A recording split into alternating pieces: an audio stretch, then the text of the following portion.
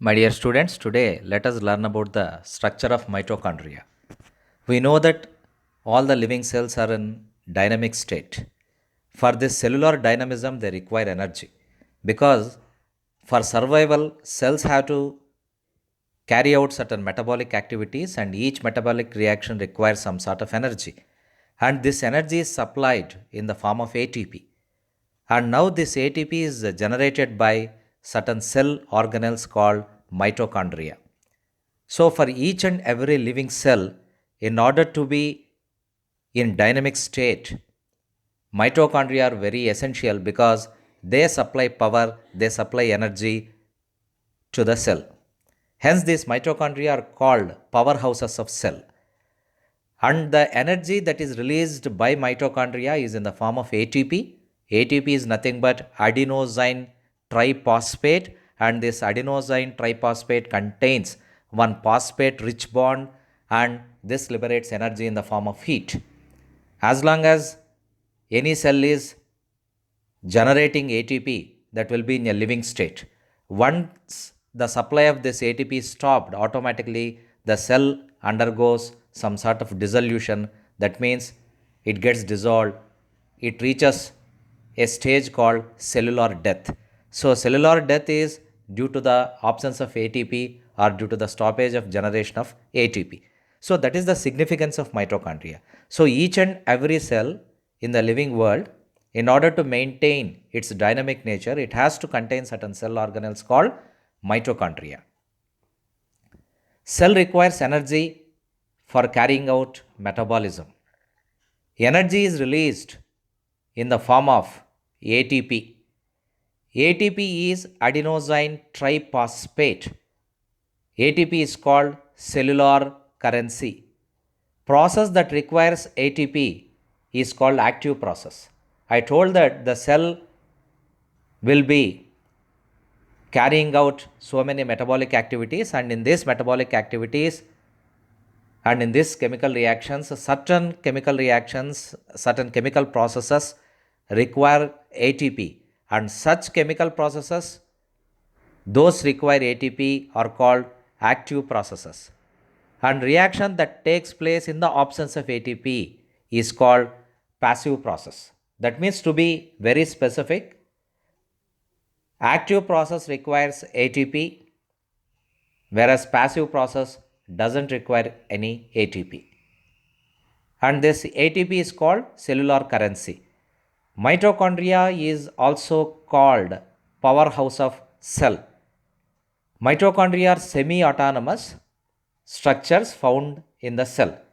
That means certain scientists even today believe that these mitochondria are endosymbionts that might have entered into the cell some millions of years back. And there may be some sort of memorandum of understanding between this mitochondria and the cell. Cell is providing some sort of platform for mitochondria, and mitochondria are providing energy for the survival of the cell. And these mitochondria were first observed by Kolliker.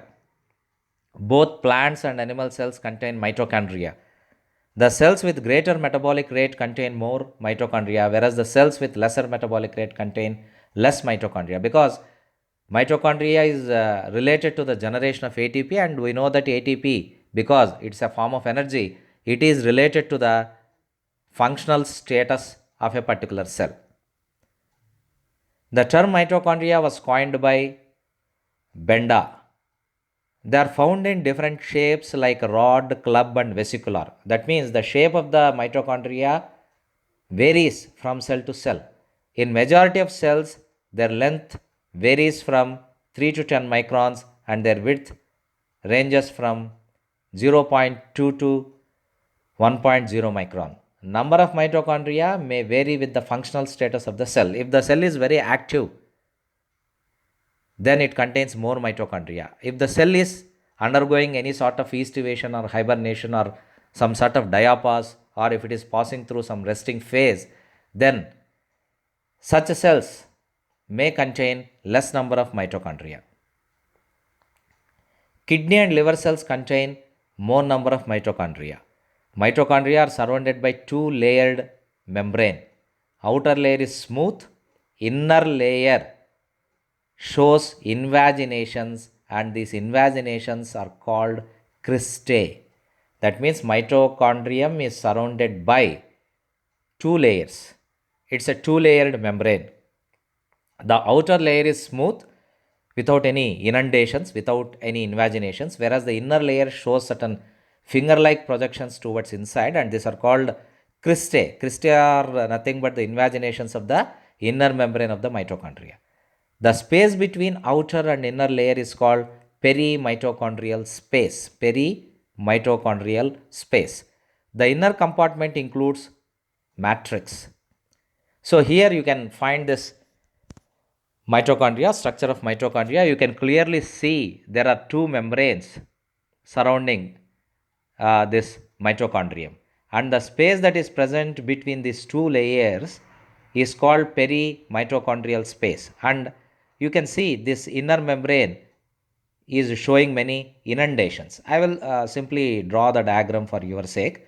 Imagine this is the outermost layer, and the innermost layer contains inundations or invaginations like this. So this is the inner layer, and these finger-like projections are called cristae. And this entire inner space is nothing but matrix.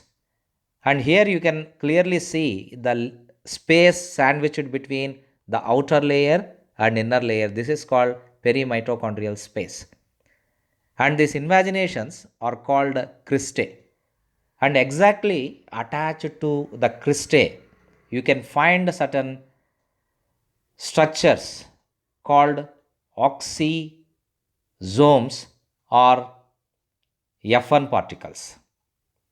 F1 particles or oxysomes. You can see these are just like a matchstick with a head-like structure and base-like structure, and in between the head and base there is a pedicel.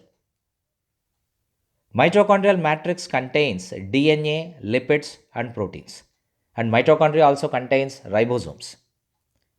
Because of all these structures, because mitochondria contains DNA in specific, just like the nucleus, we can say that mitochondria has got independent existence when compared to the rest of the cell organelles.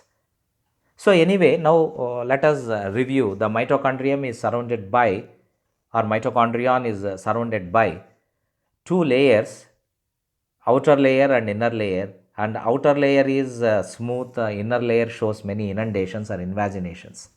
And these finger-like projections are called cristae, and attached to the cristae there are certain particles called F1 particles or oxysomes. Oxysome contains base, piece, stem, and head. The outer and inner membranes, that means that intermembranous space is called perimitochondrial space, and matrix contains several enzymes. That means the perimitochondrial space, which is sandwiched between the outer and inner membranes, along with the matrix, contains various enzymes. Mitochondria play a crucial role in the oxidation of carbohydrates and fats. Hence, mitochondria are considered as the respiratory organs of the cell. Mitochondrium is also comparable to the motor, which generates some sort of electrical energy for the mobility of various missions. Like that, the mechanical energy, the motile energy is supplied by the mitochondria. So we can say that mitochondria is comparable to a motor of an automobile.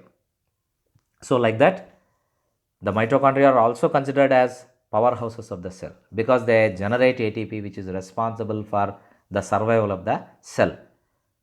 Apart from that, mitochondria play a crucial role in the oxidation of carbohydrates and fats, and also in the process of respiration. So this is about the structure of mitochondria. Thank you very much.